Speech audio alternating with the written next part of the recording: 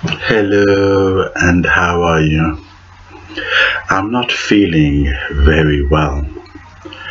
For my regular and loyal subscribers who are aware that I've been helping my friend who has been recovering from cancer. But what happened was he can no longer go back to his place because it's in a devastating mess. And I was helping sorting out, and as a result of lifting heavy things in an awkward condition, I've discalated my muscle in my, well, that shoulder there, it seemed to be opposite, right in my right shoulder. So I've been having this niggling pain. It's horrible.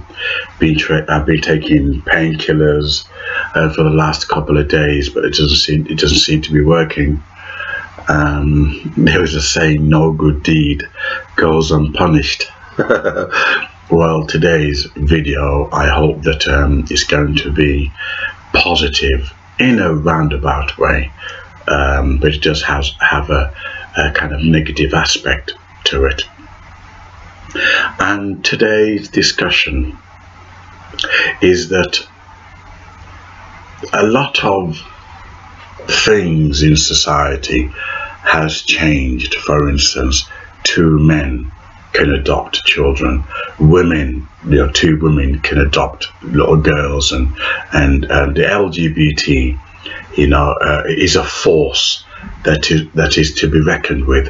Nobody messes with the LGBT, and as a result, people bow down to the LGBT cause. Nobody challenges them nor offend them, because if you offend the LGBT, you're guaranteed to lose your job, to lose your income.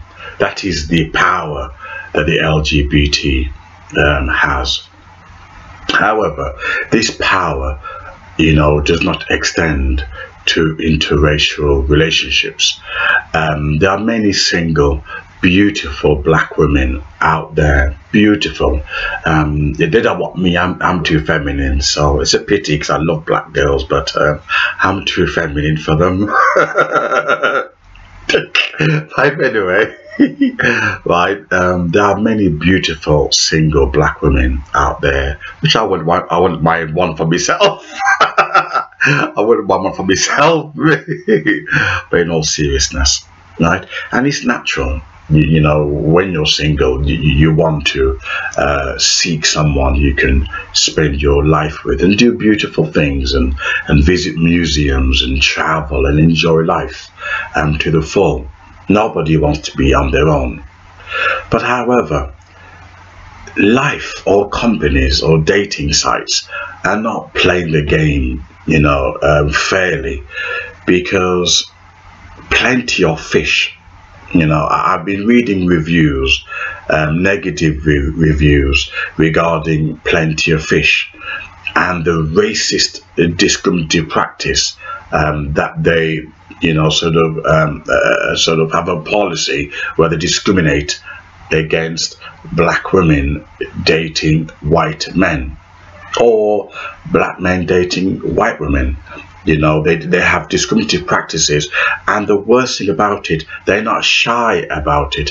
A white man was looking for a black woman, and what happened was the owner of the site, I'm not sure if he's a lonely four-eyed git, one of these nerds, but for some reason he seemed to monitor people's profile, and if he doesn't like their pictures, then he just closed down the account.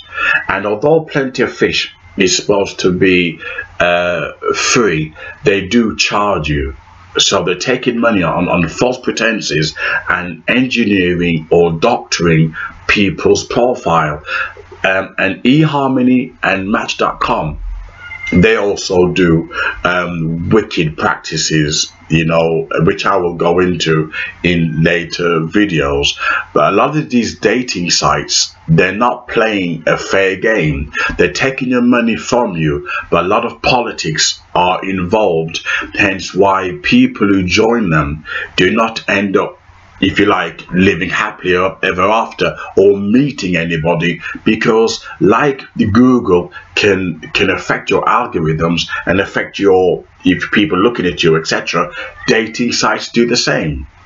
Let me just continue part 2. So here you part with your good money on a monthly subscription in good faith that you're going to receive a good service. But lo and behold, you are not aware of the politics that is going on. So you're parting with your good money, thinking you're going to find, you know, a good partner, not realizing that you're getting poor responses, you know, etc. And you're not realizing that it's the owners or the staff who are doctoring your reply. Then in that case, why should you pay these dating sites? Why should you trust them? I want to continue down this avenue exposing a lot of these dating sites, because it's not just Plenty of Fish that does that, but I found out there's same wickedness is going on with eHarmony and also with Match.com. Not so heavily sort of embroiled in racism, but scam on a different level. So therefore, people are looking for partners are, if you like, hoodwinked to part with their good money.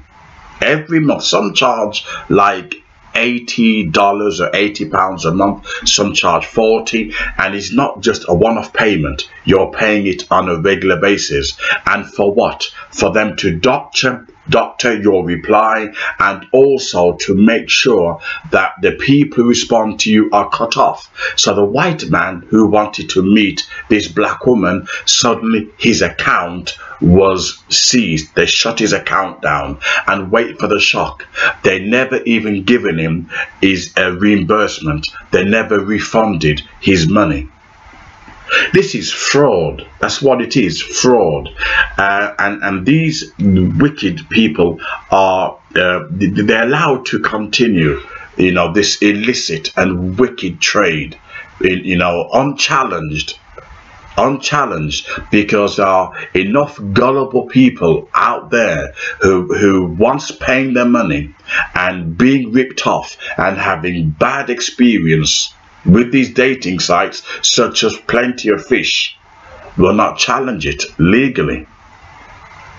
Now, what I find interesting while researching Plenty of Fish is that it's not just the white men who are experiencing difficulty in finding black women, you know, but also an Asian man who said that he had white women writing to him, and then suddenly out of nowhere, you know, his account was shut down. Same, you know, Plenty of Fish, his account was shut down.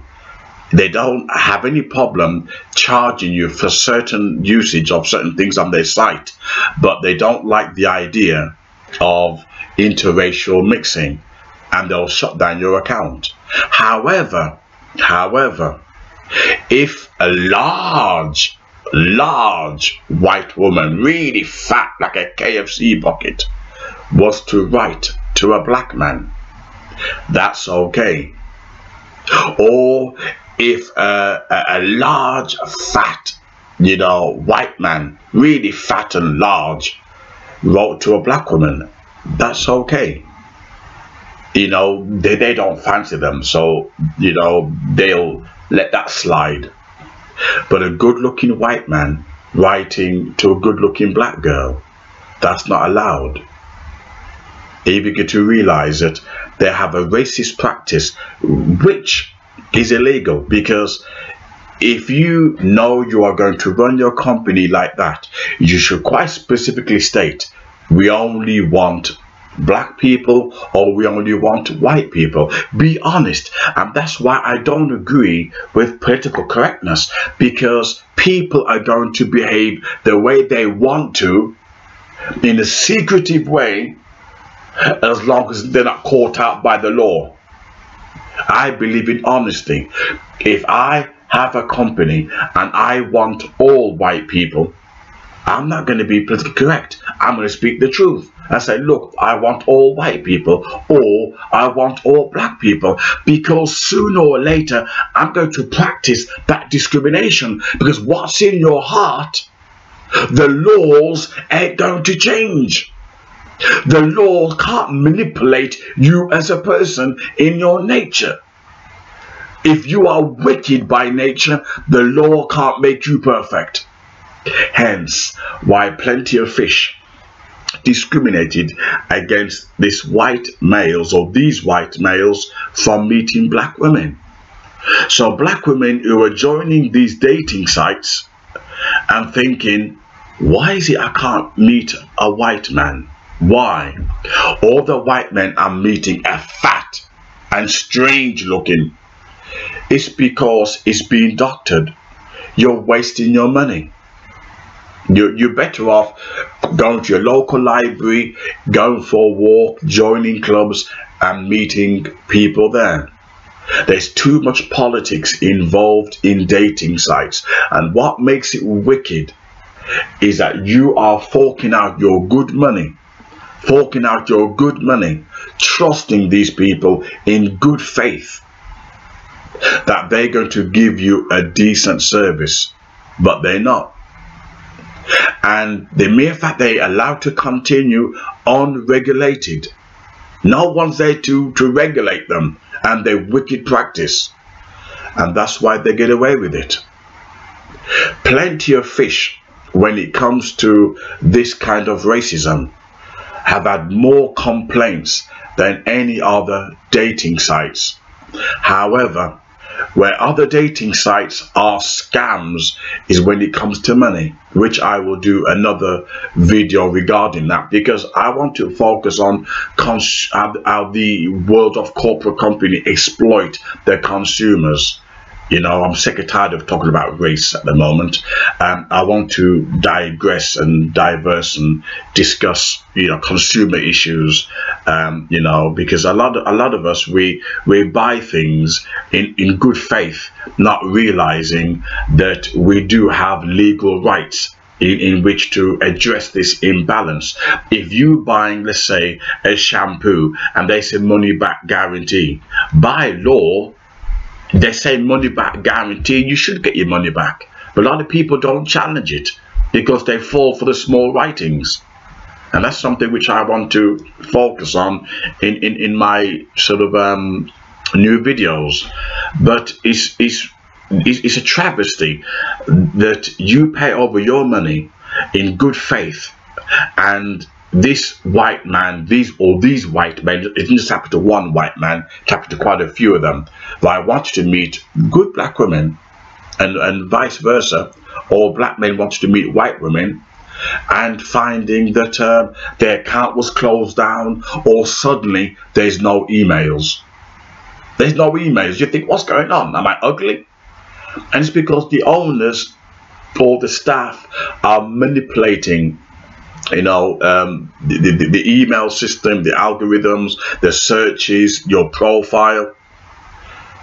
The social media is so dishonest, you know, totally dishonest, and unfortunately there's nothing you can do about it other than just boycott it. Don't use it.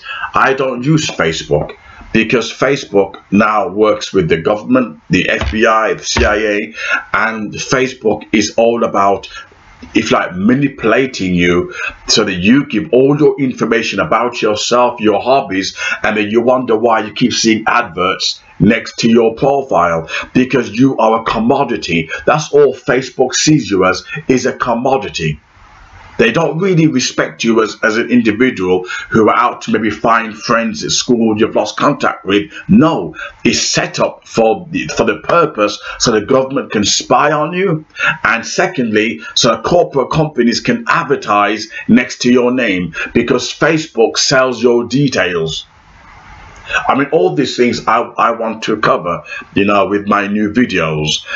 So you don't want to miss out. It promises to be very exciting. So I want to venture out with new subjects like corporate companies and how they exploit consumers like you and myself. Thank you.